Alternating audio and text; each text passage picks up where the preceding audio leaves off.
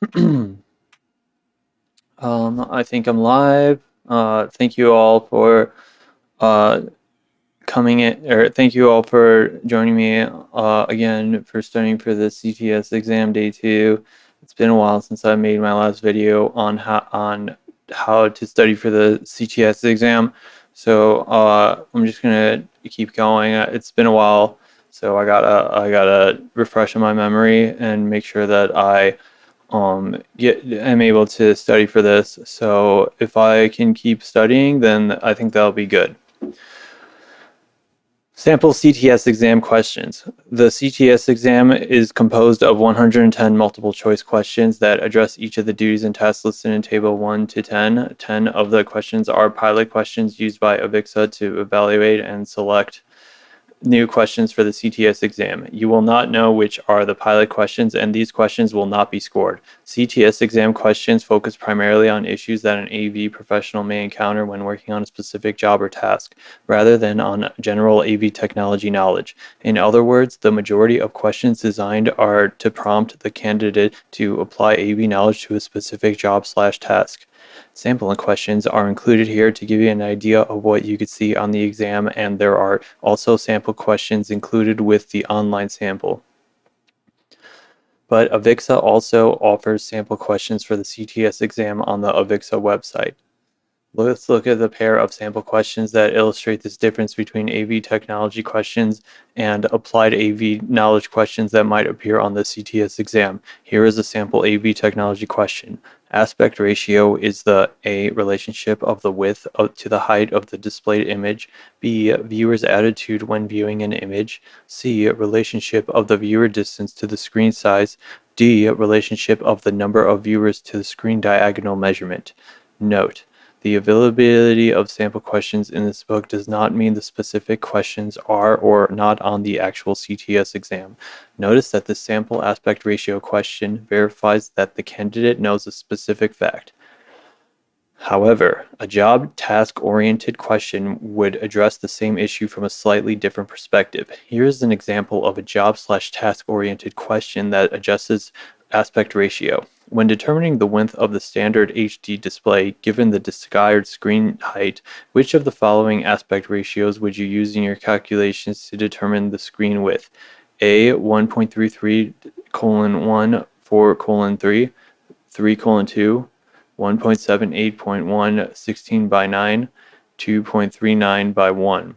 The following are some other examples of the types of questions that may be found on the general CTS exam. For each practice question, the duty and task from which the question is drawn are identified within brackets preceding the question in the form of duty/task.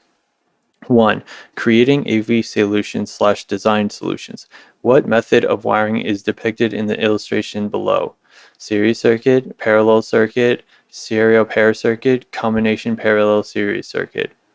Um,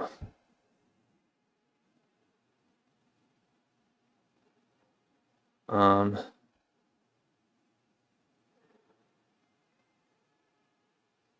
yeah, it's a strange one.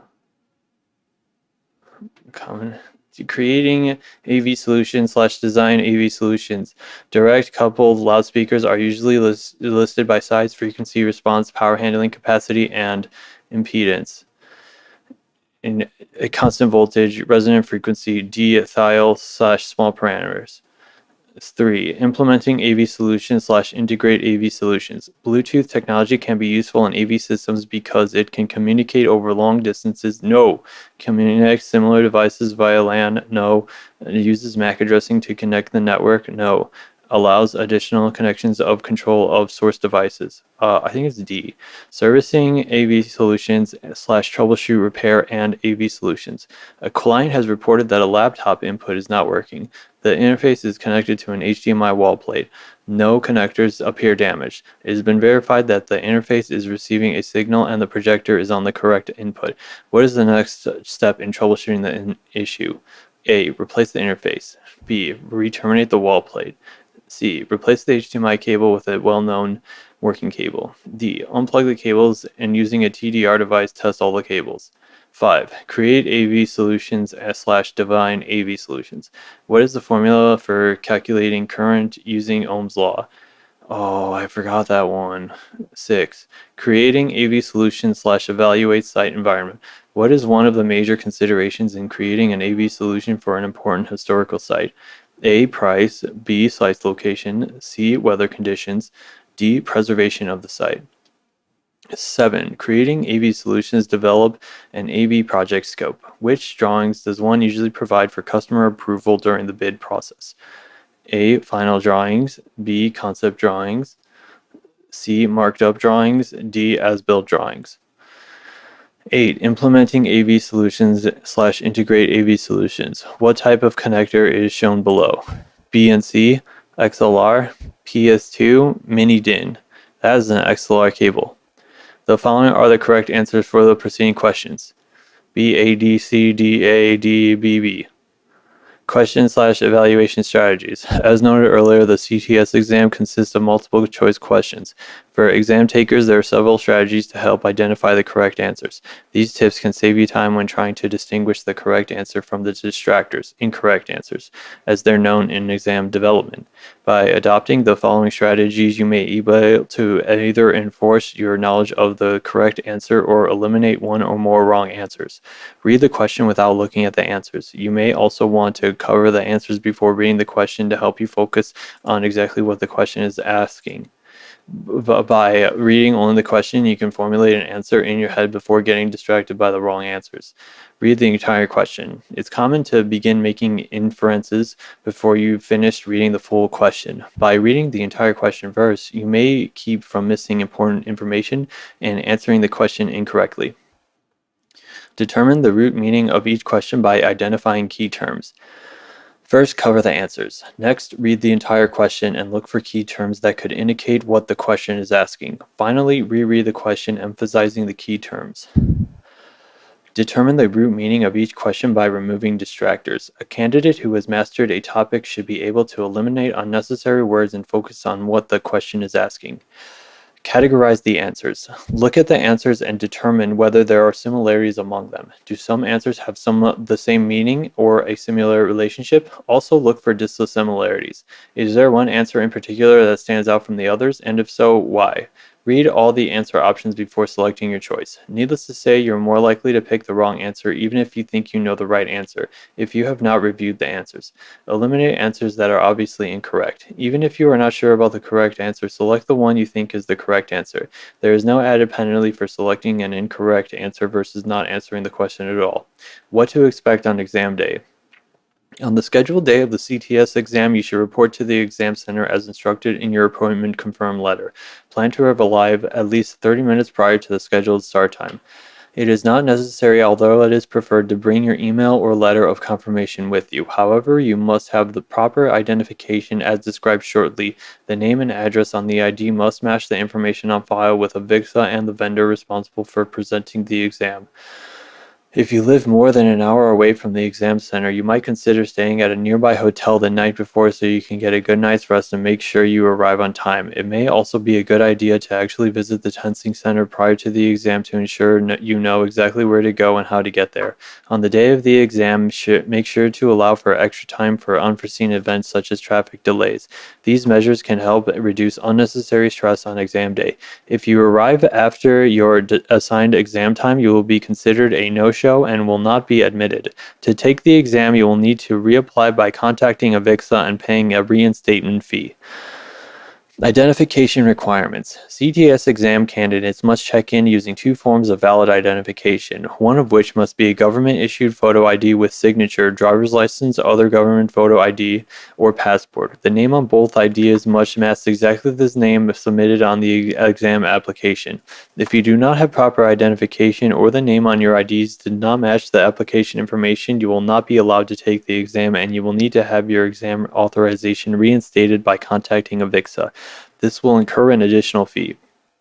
Note: the candidate demographic information used in exam application / eligibility documents, the certification base, the certification anywhere else is recorded in English.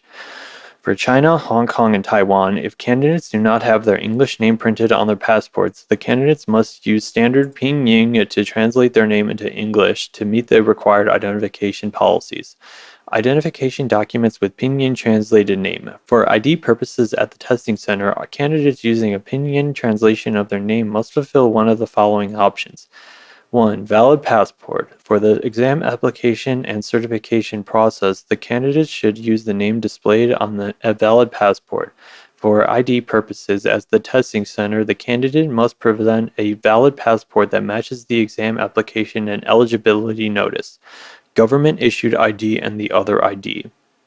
The standard Pinyin English translated name must be used for the exam application and certification process.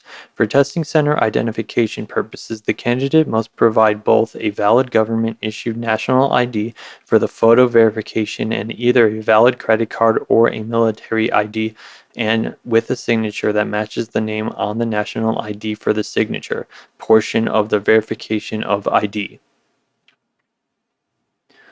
Testing center staff will verify that the standard Pinyin English translated names on the two presented IDs match the exam application eligibility documents. Data retention policy. At the testing center, candidates will be required to provide an electronic signature and have their digital photo taken. This information is retained in a secure database for no more than 5 years from the last exam date. It is not linked to a candidate's personal identification information such as address or credit card information. Items restricted from the exam room. You are not allowed to bring anything into the exam room. Secure lockers are provided to store personal items while taking the exam. The following are not provided in the exam room or testing center: slide rules, papers, dictionaries, or other reference materials, phones and signaling devices such as pagers, alarms, recording/playback devices of any kind, calculators, photographic or image copying devices, electronic devices of any kind, jewelry or watches. Time will be displayed on computer screen and wall clocks in each testing center. Caps or hats except for religious reasons. The exam will be presented via computer. The computer displays each question along with 4 possible answers, A, B, C, and D. One of the answers represents a single correct response, and credit is granted only if you select that response. Candidates with 150 minutes to answer 110 questions. Remember, 10 of the questions are unscored pilot questions used by Avixa to evaluate and select new questions for the CTS exam, but you won't know which they are. There is a brief on-screen computer-based tutorial prior to the exam, as well as a brief online survey at the end of the exam. The tutorial and survey do not count against your 150 minutes. During the exam, the following pertains to how to handle during the exam. Candidates should listen carefully to the instructions given by the exam supervisor and read all their directions thoroughly. Questions concerning the content of the exam will not be answered during the exam. The exam center supervisor will keep the official time and ensure that the proper amount of time is provided for the exam. Restroom breaks are permitted, but they are included as part of the 150 minutes allotted for the actual exam. Candidates will be reminded when logging into the testing center computer screen and prior to being allowed to take the exam that they have to agree to follow the CTS Code of Ethics and Conduct and non-disclosure agreements presented earlier in the application process. Candidates will have access to a computer-based calculator and a wipe-off noteboard provided by the testing center. Candidates will have the capability to provide comments for any question as well as mark questions and return them for review. There will be an on-screen reminder when only 5 minutes remain to complete the exam. No exam materials, notes, documents, or memorabilia of any kind may be taken from the exam room. For best results, pace yourself by periodically checking your progress. This will allow you to make adjustments to the speed at which you answer the questions, if necessary. Remember that the more questions that you answer, the better your chance of achieving a passing score. If you are unsure of a response, eliminate as many options as possible and choose from the answers that remain. You will be allowed to mark questions for review prior to the end of the exam. Be sure to record an answer for each question, even if you are not sure the answer is correct. Again, you can note which questions you want to review and return to them later. There is no penalty for guessing. Dismissal or removal from the exam. During the exam, the exam supervisor may dismiss a candidate from the exam for any of the following reasons. The candidate's admission to the exam is unauthorized. A candidate creates a disturbance or gives or receives help. A candidate attempts to remove exam materials or notes from the testing room. A candidate attempts to take the exam for someone else. A candidate possesses any item excluded from the exam center as specified in the items restricted from the exam room section earlier in this chapter. A candidate exhibits behavior consistent with attempting to memorize or copy exam items. Any individual who removes or attempts to remove exam materials or is observed cheating in any matter while taking the exam will be subject to disciplinary and/or legal action. Sanctions could result in removing the credential or denying the candidate's application for any AVIXA credential. Any unauthorized individual found in possession of exam materials will be subject to disciplinary procedures in addition to possible legal action. If the individual has CTS certification, sanctions could result in the removal of the certification. Candidates in violation of AVIXA testing policies are subject to forfeiture of the exam fee as well as disciplinary and/or legal action. Hazardous weather or local emergencies. In the event of hazardous weather or any other unforeseen emergencies occurring on the day of the exam presentation vendor will determine whether circumstances require cancellation. Every attempt will be made to administer all exams as scheduled. When an exam center must be closed, the vendor will contact all affected candidates and ask them to reschedule. Under those circumstances, candidates will be contacted through every means available, including email and all phone numbers. This is an important reason for candidates to provide and maintain up-to-date contact information with AVIXA and the exam vendor. Special accommodations for the exams. AVIXA complies with the Americans with Disabilities Act or country equivalent and is interested in ensuring that no individual is deprived of the opportunity to take the exam solely by reason of a disability as defined under the Americans with Disability Act. 2 forms must be submitted to receive special accommodations. Request for AVIXA, CTS, CTSD, CTSI exam special accommodations. AVIXA, CTS, CTSD, CTSI exam healthcare documentation of the disability-related needs. Applicants must complete both forms and submit with their application information to the AVIXA certification office no later than 45 days prior to the desired exam date. Requests for special testing accommodations require documentation of a formally diagnosed and disqualified disability by a qualified professional who has provided evaluation or treatment for the candidate. These forms, along with more information about the process, can be found in the AVIXA CTS website. Exam scoring. The final passing score for each examination form is established by a panel of SMEs during a criterion reference process. This process defines the minimally available level of competence and takes into consideration the difficulty of the questions used on each examination form. Candidates who do not pass the exam receive their score and the percentages of questions they answered correctly in each duty area. AVIXA provides these percentages to help candidates identify their strengths and weaknesses with may acknowledge them in studying for a retest. It is not possible to arrive at your total exam score by averaging these percentages. While the examinations are carefully constructed by subject matter experts guided by professional psychometricians to minimize variations in difficulty from one test to form to another, variations will occur. To control for that, ensure that all candidates have an equal opportunity to pass the exams. The weighing of each exam may be different.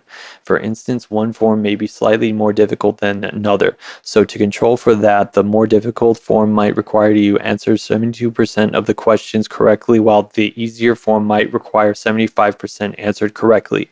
This is a well-documented, psychometrically valid process used for many professional examinations and it is performed under guidance from our testing experts. Because of this weighting, the actual number of correct items required to pass for each examination form may vary slightly depending on the level of difficulty of the particular examination form. To allow scores on one examination form to be compared to scores on another examination form, the scores are scaled. The scaling process does not affect the rank ordering of scores or whether a particular candidate passes or fails the examination. Retesting. Candidates who do not pass the CTS exam may retake it 2 more times, waiting a minimum of 30 days between exams. Once approved for a retest, you will have up to 120 days to retake the exam. After 2 retastes and you still have not passed the exam, you must wait 90 days before restarting the application process. This period allows the applicant time to adequately prepare and prevents overexposure to the exam. Currently certified CTS individuals may not retake the CTS exam except as specified by AVIXA's CTS renewal policy. Candidates must meet all eligibility requirements in effect at the time of any subsequent application.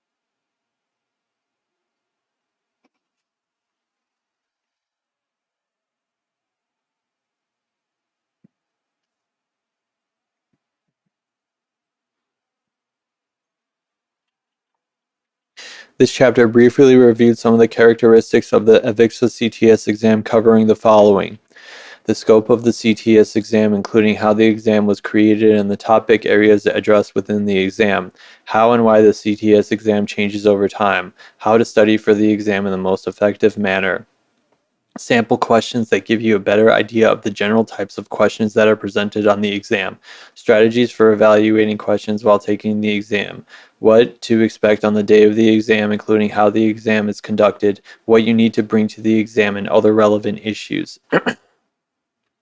Part 2, Essentials of AV Technology. Chapter 3, Analog and Digital Signals. Chapter 4, Audio Systems. Chapter 5, Video Systems. Chapter 6, Networks. Chapter 7, Signal Management Systems. Chapter 8, Control Systems. Chapter 9, Electrical Systems. Chapter 10, Wireless Radio Systems.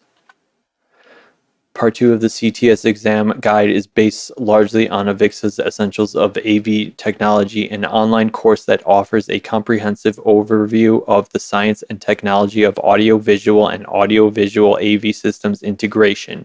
It represents years of work by many subject matter expert SMEs in the AV industry who grappled with concepts in an effort to refine them to their essence without losing their accuracy. It is the cornerstone for AV knowledge that applies to all of AVIXA's subsequent works.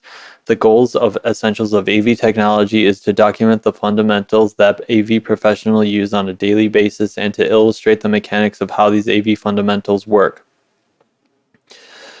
AVIXA's training philosophy has always been that if you understand the fundamentals and their mechanics, you will be able to apply this knowledge to new technologies and the applications that follow. With this knowledge base, you are able to solve problems and meet your clients' needs. But Essentials of AV Technology does not exist in a vacuum. You cannot simply study the Essentials of AV Technology course material and expect to succeed on the Certified Technology Specialist CTS exam. As noted earlier, CTS certification is not merely a measure of technical prowess. Understanding these essentials is a key component of your CTS exam preparation, but it is only the beginning.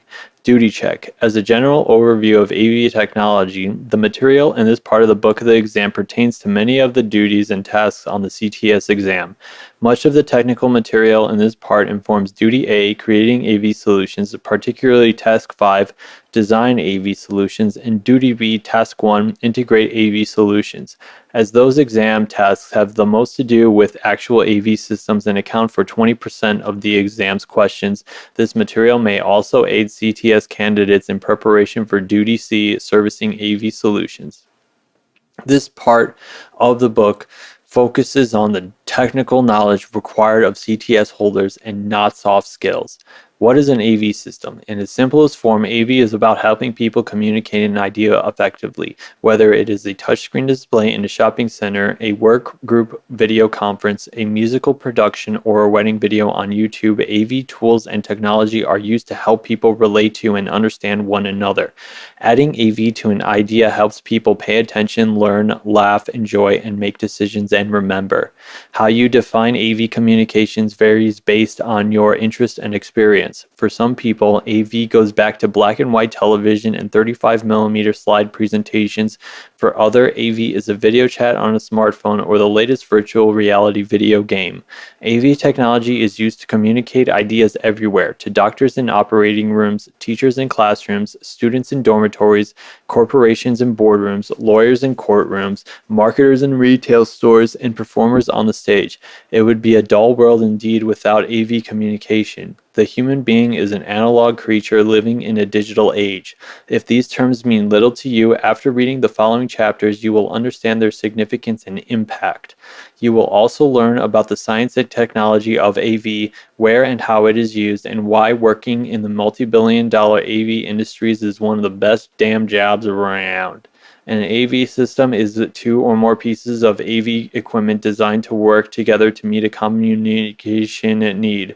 These systems can connected by cable or with wireless. The equipment used in the system may be passive, not powered, or active, powered. The markets in which professional AV systems are used include schools and universities, government, the military, businesses, healthcare, legal, retail, funeral homes, museums, houses of worship, sports arenas, entertainment, transportation, and many other areas, in short, everywhere. The actual applicants of AV technology are often similar across markets, including presentations, conferencing, web, audio, video, and data, education, advertising, retail, signage, dynamic displays, command and control systems, concerts, and public information systems. Sharing information using audio and visual have become essential. AV system goals.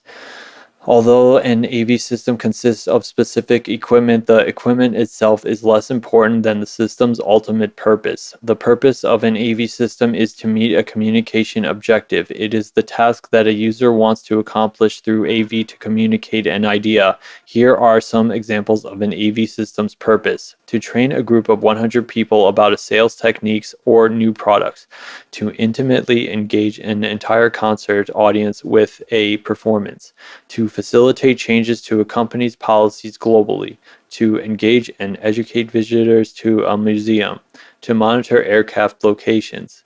An AV system allows people to communicate and share information. It can create or reproduce a complete experience using sound, images, and environmental control. It should fit in with its environment and not be the focus. The quality of an AV system design dictates how well it meets the objective. Good integration requires careful thought and planning. Sometimes users buy individual pieces of equipment at different times without forethought. Without a plan in mind, the power of a potentially good system may be lost. Analog and digital signals. In this chapter, you will learn about the difference between analog and digital waveforms, digital signal processing, sampling, bit depths and bit rates, signal compression and digital formats, noise and signal audio transmission. The technology that supports much of the AV industry is making a transition from analog transmission, recording, and processing to digital. Why is this important? In the AV industry, you will work with some analog equipment, more digital equipment, and some equipment that combines analog and digital. You need to understand both technologies. Analog and digital waveforms. One way to understand analog signals is to create a mental image. Think of the dimmer light switch, which offers a continuous range of positions between off and full brightness. Information about the brightness setting can be represented by a signal that varies in direct relation with the position of the dimmer knob. And this is analog data, so named because it analogous to a variable physical quantity. Analog information is usually transmitted and stored as a continuous and varying waveform directly related to a physical quantity such as sound pressure or image brightness. However, digital information requires a different mental image. Think of an overhead fan controller that offers only two set speed between off and maximum. You can select speed 1, speed 2, speed 3, etc., but there are no speeds in between. In the digital world, varying signals are represented by a series of numbers based on the signal level at particular times. In electronic systems, those numbers are stored and transmitted as streams of binary digits, ones and zeros, where the signal is either a 1 on or a 0 off. Figure 3.1 shows the difference between analog and digital waves. Figure 3.1 shows two characteristics of an analog waveform. The first characteristic is the constantly flowing line. The second characteristic is the changing amplitude over time. Digital information is represented by sequences of the numbers 1 and 0. In digital waveform, the wave looks like a series of rectangles where the voltage rapidly swings between either high voltage or low voltage off states. Figure 3-1. Analog signals are continuous while digital signals are either on or off. Digital signal basics. As noted in the beginning of the chapter, AV technology has moved from being mostly analog to predominantly digital. AV professionals need to know about digital signal processing, sampling, bit depths, and bit rates. They also need an understanding of signal compression and digital formats. Digital signal processing and sampling. Many inputs to AV systems arrive in analog forms such as sound pressure waves impacting a microphone diagram. Thank you. Join me next time for more